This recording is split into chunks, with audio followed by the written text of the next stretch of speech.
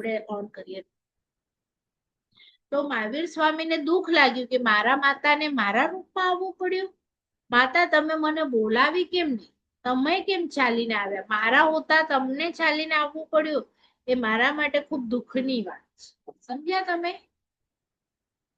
હા, એટલે આટલા સુધી હું તમને હાઈટ ઉપર લઈ જઈશ વિનયમાં. બરાબર?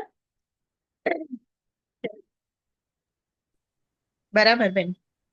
હા, એટલે ખ્યાલ આવી તમને કે તમે કઈ જ ન શકો, ગુરુ હોય કે વડીલ હોય એ રીતે. ચલો. એ તો પહેલા જૂના જમાનામાં જે ગુરુકુલ વાસમાં મૂકતા હતા ને છોકરાઓને, તો પેરેન્ટ્સ મૂકી જાય પછી ક્યારે પૂછવા ન જાય મારા છોકરાઓનું શું થયું, કારણ કે એમણે સમર્પણ કરી દીધું છોકરાઓનું. હવે જયારે શીખવાડશે ને સામેથી ગુરુ કહેશે કે તમારા છોકરાને લઈ જાઓ, તો એ લઈ જાય, ન તો નહીં લઈ જાય. એટલે કોઈક છોકરાને 2 વર્ષમાં પણ ગુરુ મોકલી દે ને કોઈકને 12 વર્ષ પણ રાખે. તો પણ પેરેન્ટ્સ ન કે કેમ અમે બંને તો સાથે મૂકેલા, તો આપણને મોહ રાજા બધું કરાવે છે. એમાં કેવું હોય, અને એમાં પણ ગુરુ તો ત્યાં 3 વર્ષ 4 વર્ષ ઘરનું કામ જ કરાવે, એમની પાસે ભણાવે પણ નહીં. તો પણ રામ ભગવાન ને એ લોકો ક્યારે એમના ગુરુ નથી પૂછતા કે અમે તો કેટલા દિવસથી લાકડા કાપવા આવી છે, તમારા ઘરનું કામ કરીએ છીએ, હવે તમે ભણાવશો ક્યારે? ક્યારે નહીં. તો એ લોકો ઉપાદાન તૈયાર કરે શિષ્યનું, અને શિષ્યનું ઉપાદાન તૈયાર થઈ જાય એટલે તરત એમને આપે અને તરત એમની અંદર વયું જાય. તૈયાર હોય ને તો તરત વયું જાય, પણ તમે તૈયાર ન હો તો અહીંયાથી કેટલું પણ મોક્ષ તત્વ સમજાવવામાં આવે તમારી અંદર ન ઉતરે. એટલે ઉપાદાન ગુરુ તૈયાર કરે કે એની લાયકાત એવી તૈયાર કરું, એવી તૈયાર કરો કે એને ક્યાંય પાછળ, હવે આ તો આરામ જ બનશે મોક્ષ, પણ નહીં તો એવી તૈયાર કરું કે કદાચ ગુરુ અભવી પણ હોય.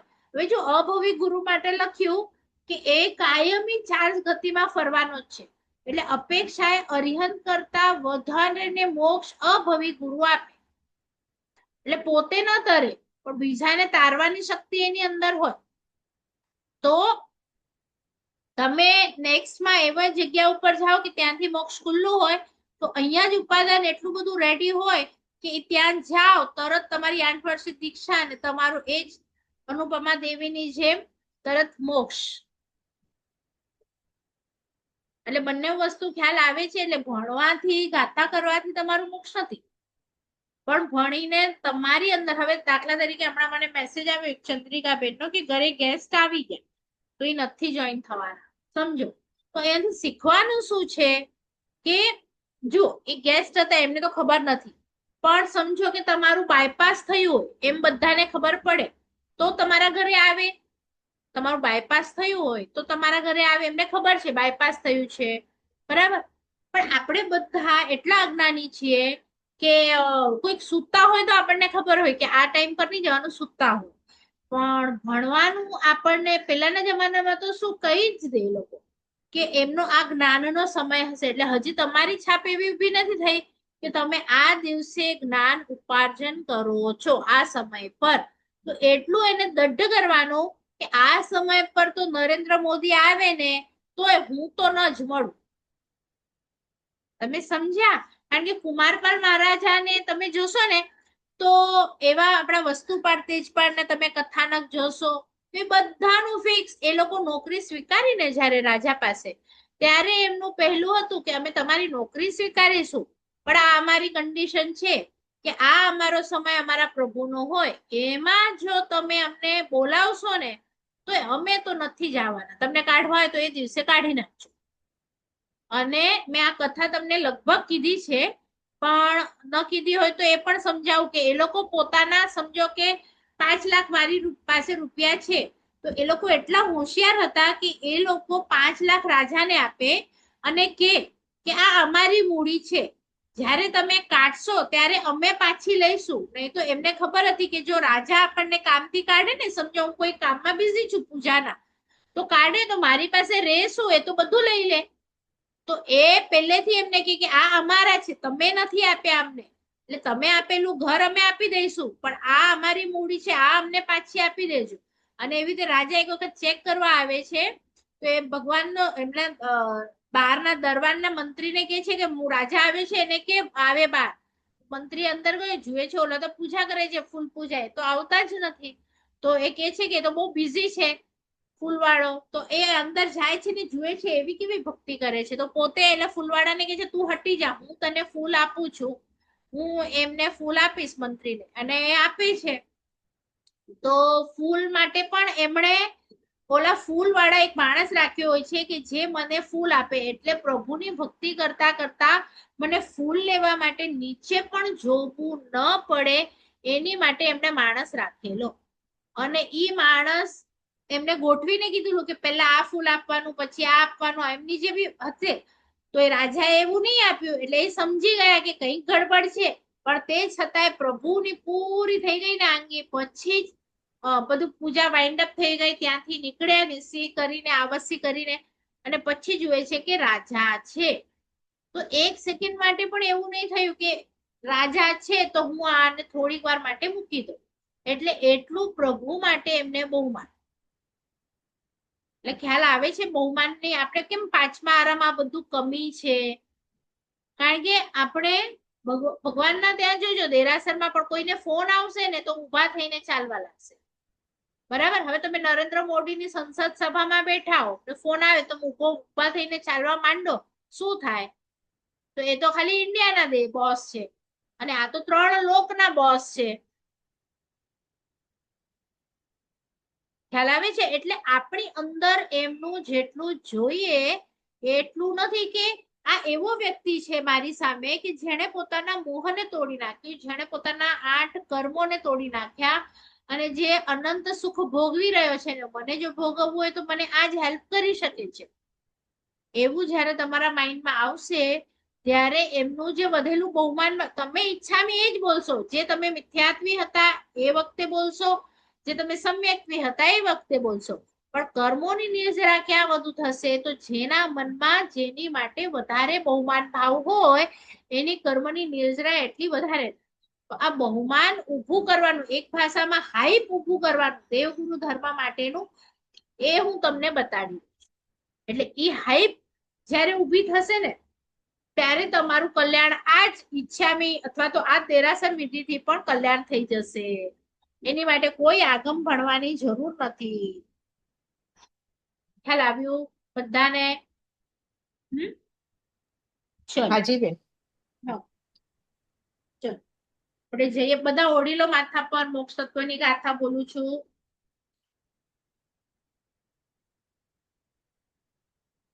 ચલો 9મું તત્વ મોક્ષ તત્વ અને એની ગાથા નંબર 43.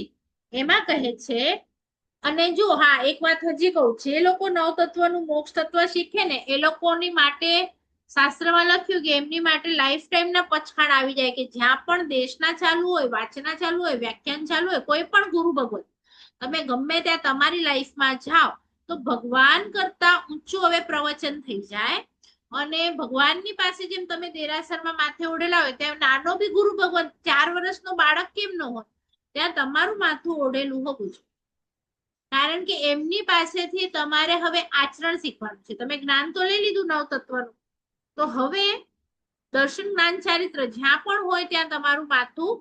અને તમને લોકો પૂછે કે એવું તો તમને કોણે કીધું? કેમ તમે આવા શ્રાવિકા છો? કેમ તમારું ઓઢેલું છે? એટલે તમે મોક્ષ માટેનું ઉપાદાનથી એકદમ રેડી છો. જેમ રેવતી શ્રાવિકા, સુલસા શ્રાવિકા રેડી હતા ને અગલા ભૌતિક, એવી રીતે એવા મારે બનાવવા છે. તો ચલો સંતપય પરુવણાય દવ્વ પમાણ ચ ખેત્ત ફૂષણાય કાલો અંતર્ભાગો ભાવે અપ્પા બહુ ચેવ. એટલે અહીંયા એમ કેવા માંગે છે કે તમે હવે જુઓ જ્યાં સુધી આપણે પાંચમારાના મનુષ્ય છે મોક્ષને જોઈ નથી શકતા, સિદ્ધશિલા નામની જગ્યા જોઈ નથી શકતા, તો આપણને બહુમાન ભાવ આવતું નથી. તો અહીંયા કે છે કે તો પછી હું શું કરું? હવે સમજો કે હું એવા વ્યક્તિનું નામ લઉં છું કે જેને તમે જોઈ નથી. તો એની માટે કઈ બહુ ખાસ તમને ભાવ આવશે. પણ હું કહું કે એ વ્યક્તિ છે ને 5 ફૂટની છે તો તમે આંખ બંધ કરીને 5 ફૂટ ઇમેજિન કરો. એ વ્યક્તિ બહુ ગોરી છે તો તમે એવું ઇમેજિન કરો. પછી કહું કે એના મમ્મી અહીંયા રહે છે તો તમે એ જગ્યાને ઇમેજિન કરો.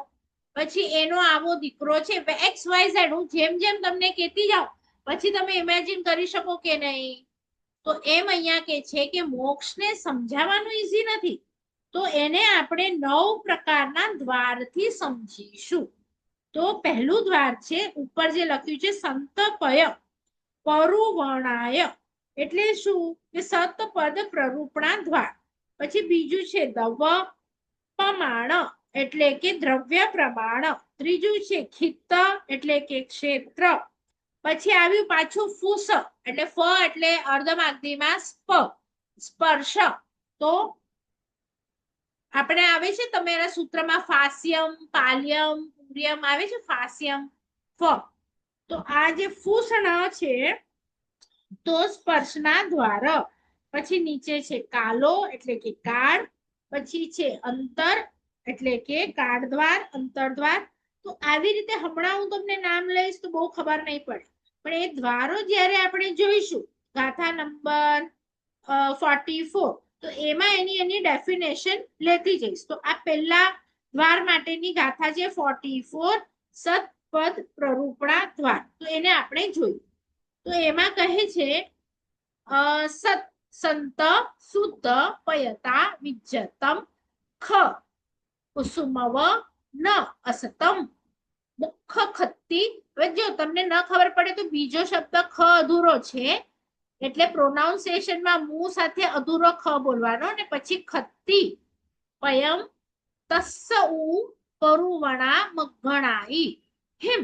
એટલે શું ખબર ન પડી તો આપણે એનું ગુજરાતી છે કે મોક્ષ છે એ સત છે, શુદ્ધ પદ હોવાથી વિદ્યમાન છે, આકાશના ફૂલની પેઠે. હવે ખ છે ને એટલે ખ એટલે આકાશ, ખગોળ આપણે કહીએ ને ખગોળ એટલે આકાશ. કુસુમવ, કુસુમ એટલે ફૂલ, પેઠે અવિદ્યમાન નથી. મોક્ષ એ જાતનું પદ છે અને માર્ગણા વડે તેની વિચારણા થાય છે. આ બંને લાઈન અઘરી છે, એને હું એકદમ ઈઝી કરી અને સમજાવવાની કોશિશ કરું છું.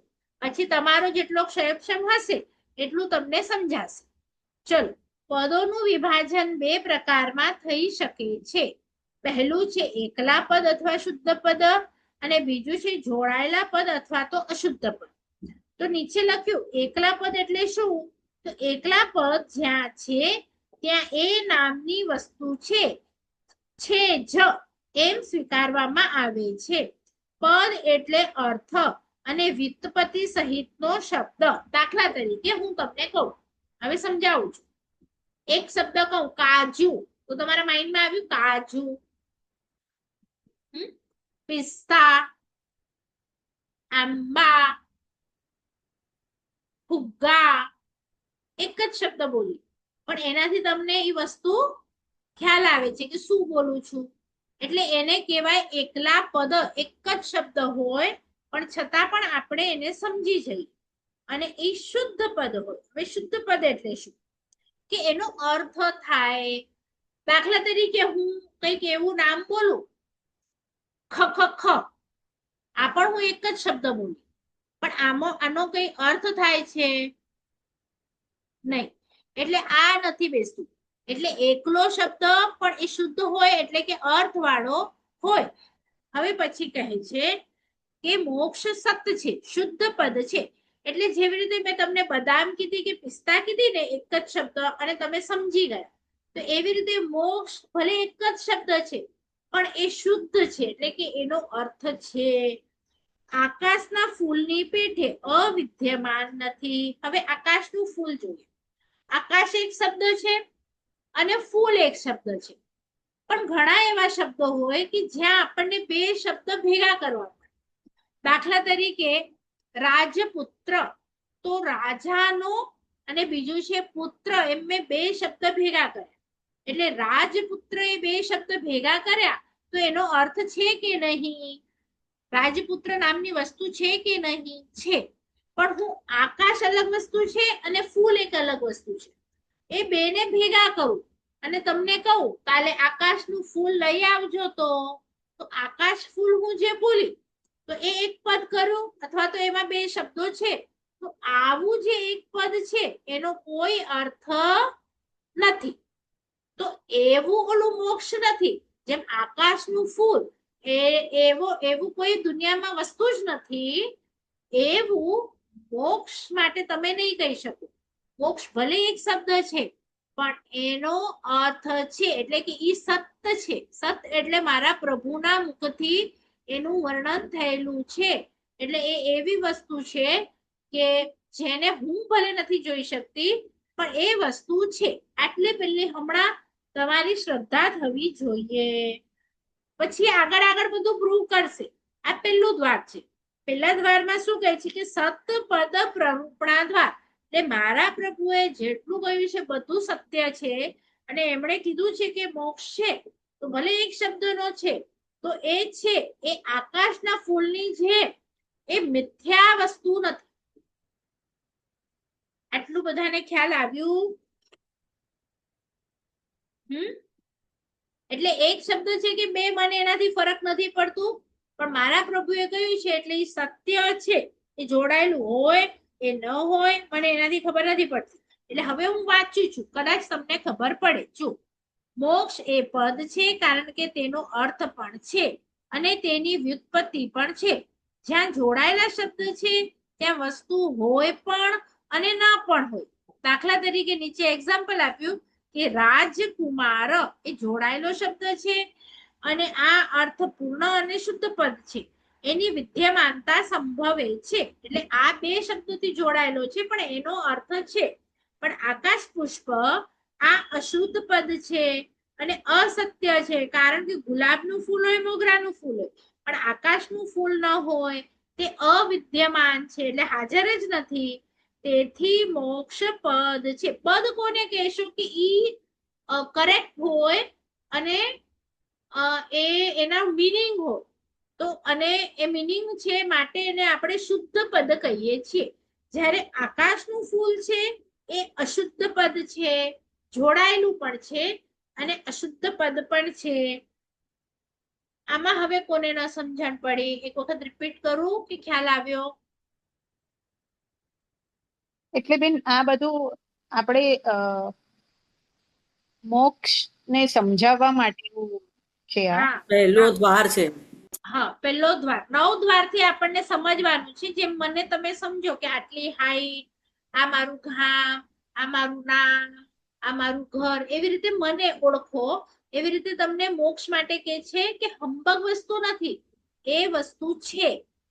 આ પહેલું દ્વાર છે કે મારા પ્રભુએ કહ્યું છે એટલે ઈ છે.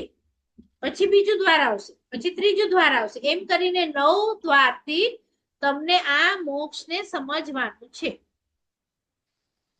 દ્વાર એટલે શું બેન? આમાં દ્વાર એટલે એ જ કીધું ને, મને સમજવા માટે તમને 5 વસ્તુ જોઈએ, એટલે 5 દ્વાર જોઈએ. મારી આપણે જીવ વિચાર કરેલું ત્યારે 5 દ્વાર કરેલા જીવોને સમજવા માટે. એક એમની હાઈટ નો, એક એમની એજ, પછી પ્રાણ કેટલા છે, પર્યાપ્તિ દ્વાર, પ્રાણ દ્વાર. એટલે એ દરવાજાથી તમે એને ઓળખી શકો. બરાબર સમજાયું બેન. તો અહીંયા 9 દ્વારથી મોક્ષ તમને ઓળખાવશે કે હું એટલે તમને એનું બેન આ મોક્ષનું સ્વરૂપ સમજીએ છીએ આપણે. બરાબર ને? યસ યસ, બરાબર. હવે જો આ તો સૌથી નાનામાં નાનું એ લોકોએ મૂક્યું છે, પણ હું તમને આમાં ડિટેલમાં જાઉં ને તો એક આપણા મુનિ ભગવંતો હોય, આપણા મુનિ ભગવંતો લગભગ બધા અલગ અલગ ડિવાઈડ થાય. તો ગુરુ ભગવાન જોઈએ કે આ બહુ જ હોશિયાર છે, તો એમને ન્યાયના વિશે ભણવા મોકલે. ન્યાયના વિશે જ્યારે તમે ભણો એટલે બહુ ટેલેન્ટેડ હોય, એમાં દિમાગ હોવું જોઈએ. કોઈ તમારામાંથી બેરિસ્ટર છે કે તમારા ફેમિલીમાંથી કોઈ બેરિસ્ટર છે? બેરિસ્ટર ઇન ધ સેન્સ કે વકીલ, સીએ? નહીં? ઓકે, સીએ છે, સીએ છે, વકીલ નથી. ઓકે, વકીલ છે મારી ફોઈની દીકરી. બેન મારી ફોઈની દીકરી વકીલ છે. બરાબર. અચ્છા, હવે તમે બધા જ્યારે સાયન્સ ભણેલા 5th કે 4th કે 7th 8th લો, તો ત્યાં તમને કોઈક એવી વસ્તુ આવતી હતી કે આ વસ્તુ પ્રૂફ કરો, અને પછી તમે શું કરતા હતા? એક પેજ લેતા હતા, એમાં એનું ડ્રોઈંગ કરો, પછી ત્યાં ઉપર હેતુ લખો કે આ મારે પ્રૂફ કરવાનું છે, અને પછી સાબિતી લખો, પછી એની રીત લખો, કંઈક બનાવવાનું હોય, પછી નીચે ફાઇનલી તમે લખો કે આ બધું મેં કર્યું અને હું જણાવું છું કે આ વસ્તુ છે અથવા આ વસ્તુ આવી રીતે થાય છે એમ હું પ્રૂવ કરું છું. 5 એના સબટાઇટલ્સ હોય, હેતુ, સાબિતી, કારણ, બધું લખવું અને ફાઇનલી યસ કે આ વસ્તુ છે એવું. તમે યાદ આવે છે સ્કૂલનું કઈ હા બેન. સાયન્સમાં? હા બેન, તો હા, એવી રીતે chemistry કરતા આ પેજ ઉપર નથી કર્યું, આપણે નથી લખ્યું શોર્ટમાં, પણ જે નવતત્વની બીજી બુક્સ છે એમાં આખું આ ડિટેલમાં આપ્યું છે આ વસ્તુ કે અમારે સાબિત શું કરવાનું છે. યસ, મોક્સ છે તો મોક્સ ને મારે ત્યાં એ વકીલ હોય ને એ લોકોને પણ કંઈક સાબિત કરવું હોય કે આ ચોર છે અથવા આને ચોરી કરી છે અથવા આને આમ કર્યું છે, કંઈક પણ સાબિત કરવું હોય તો એ માત્ર ખાલી બોલી દે તો એટલા માત્રથી કઈ જજમેન્ટ ના આવી જાય. તો એને શું કરવું પડે, એને પહેલા જો સામેવાળો વકીલ કે ને કે આ ભાઈએ ચોરી કરી છે ને હું એ ચોરનો વકીલ હોઉં તો હું કહું કે ના એને નથી કરી, તો એટલા માત્રથી કેસ ના કમ્પ્લીટ થાય. મારે પણ પ્રૂફ આપવા પડે, એને પણ પ્રૂફ આપવા પડે. પછી એ પ્રૂફ પરથી જજ શું કરે, ચેક કરે બંને પ્રૂફ. અને જે સાચો હોય એને શું કરવાનું હોય કે જેણે આરોપ લગાડ્યો છે એ વાતનું ખંડન કરવું પડે. દાખલા તરીકે હું કહું ને કે મારે એમ કેવું પડે કે આ જે સામેવાળો કે છે કે મારો આ ચોર છે તો હું મારે શું પ્રૂવ કરવી કે તમે કહો છો ને એને 9 વાગે ચોરી કરી તો મારે એમ પ્રૂવ કરવું પડે પહેલા કે 9 વાગે ઈ અહીંયા હતો નહીં. એનું ખંડન કરવું પડે. એને જે વાત નાખી છે એનું ખંડન કરવું પડે.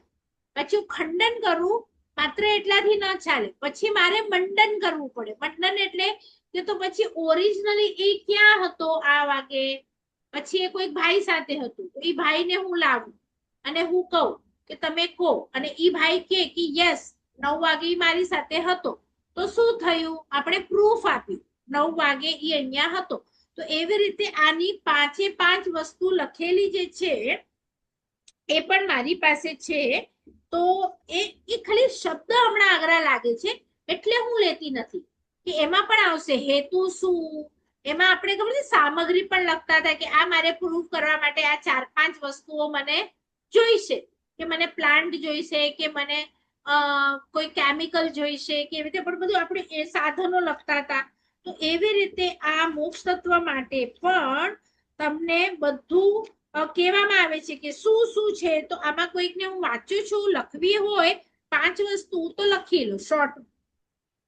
પહેલું છે પ્રતિજ્ઞા, એટલે ઉપર હેડિંગ આપો કે કોઈ પણ વસ્તુ સાબિત કરવા આ 5 વસ્તુ જોઈએ. એમાં પહેલું લખો પ્રતિજ્ઞા, એનું લખો જેમાં અને જે સાબિત કરવાનું હોય તે. આ હું ગુજરાતી મીડિયમ માટે બોલું છું, ઇંગ્લિશ મીડિયમ વાળા કન્વર્ટ કરી લેજો. બીજું પ્રતિજ્ઞામાં પ્રતિજ્ઞામાં જેમાં અને જે સાબિત કરવાનું હોય તે.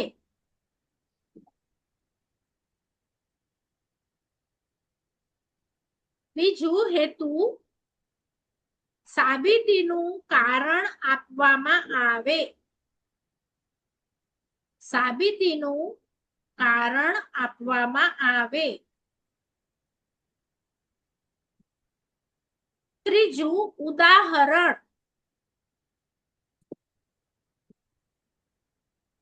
અનુકૂળ કે વિરુદ્ધ પ્રકારનું, અનુકૂળ કે વિરુદ્ધ પ્રકારનું.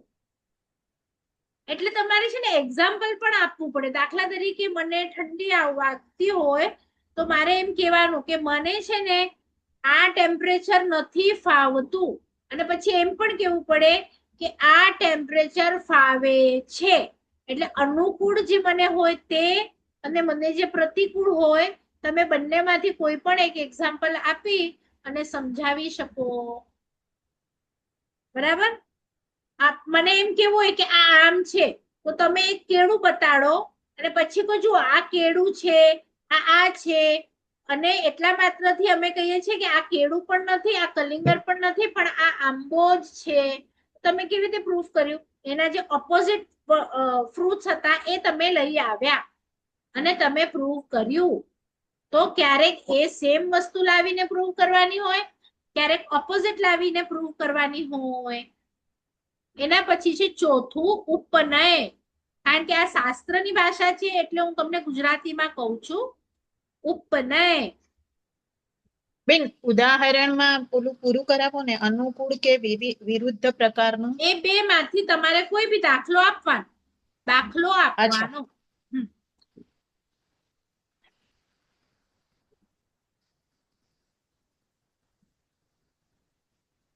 પછી તમે જે પણ દાખલો લો, અનુકૂળ લો કે વિરુદ્ધ લો, તો ચોથામાં ઉપનયમાં લખજો ઉદાહરણ પ્રમાણે ઘટાવાનું હોય. ઉદાહરણ પ્રમાણે ઘટાવાનું હોય. પાંચમું નિગમન. એટલે ફાઇનલ એન્ડિંગ હોય. આ પ્રતિજ્ઞા પ્રમાણે સાબિતી જાહેર કરવાની. પ્રતિજ્ઞા પ્રમાણે સાબિતી જાહેર કરવાની.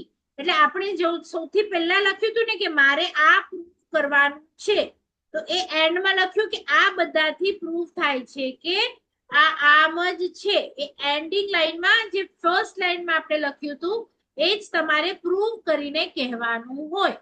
દાખલા તરીકે હવે જો મોક્ષ માટે હું વાંચું છું, પછી રેકોર્ડિંગ હશે, તમે ત્યાંથી ફાસ્ટ નોટ બનાવજો કારણ કે મીટિંગ પૂરી થશે 5 મિનિટ.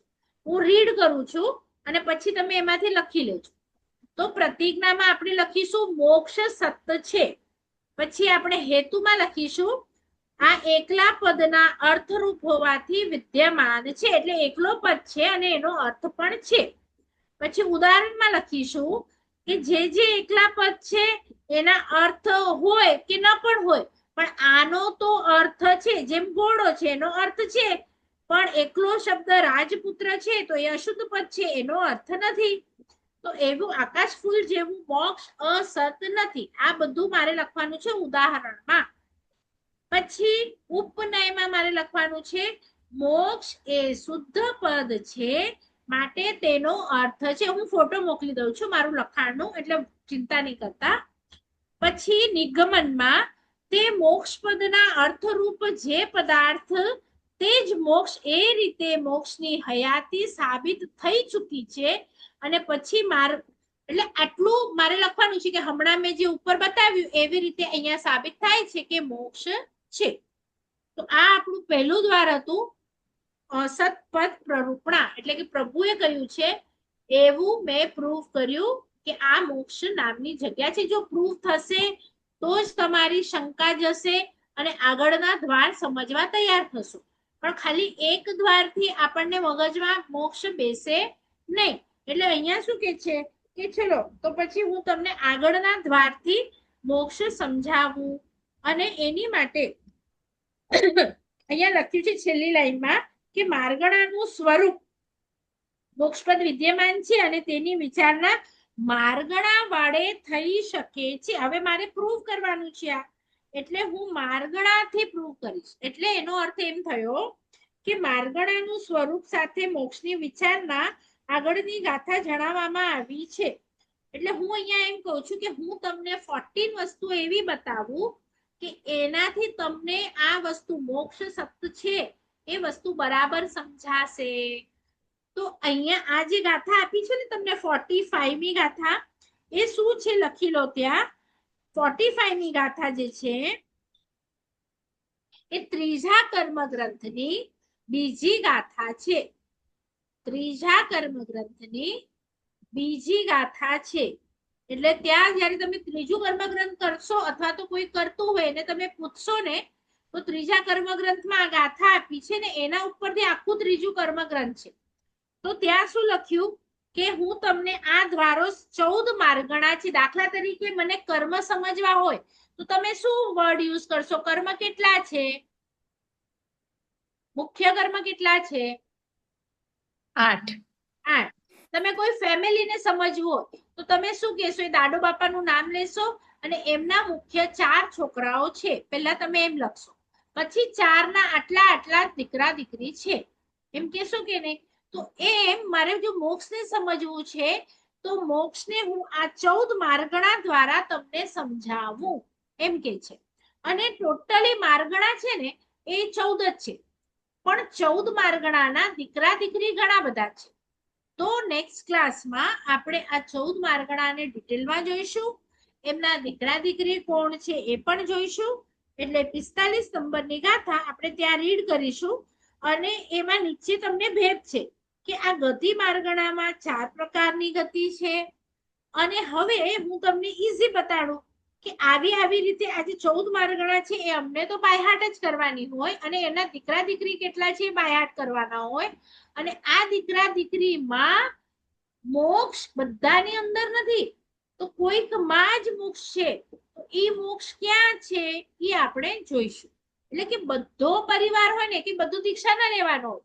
તમે કોઈક દીક્ષાર્થી માટે વાત કરો તો શું કહો, આ બાપાનો આ દીકરો, એની પણ આટલી બધી દીકરીઓ છે પણ એમાંથી માત્ર આ જ દીકરી દીક્ષા લે છે, એમ તમે કહો કે નહીં? તો એમ આટલી બધી માર્ગણાના આટલા બધા દીકરા દીકરી છે, એમાંથી મોક્ષ ખાલી આ જગ્યા અને આ જગ્યા ઉપર જ મોક્ષ છે, એમ આપણે પ્રૂવ કરીશું. આ થશે હજી પહેલો દ્વાર. એટલે પહેલા દ્વારની ડિટેલમાં જોઈશું. એના પછી ગાથા નંબર 46 પણ એને જ સપોર્ટ કરે છે. અને પછી બીજો દ્વાર શરૂ થશે 47મી ગાથામાં. એટલે આપણે નેક્સ્ટ ટાઈમ ફર્સ્ટ દ્વારને કન્ટિન્યુ કરીશું.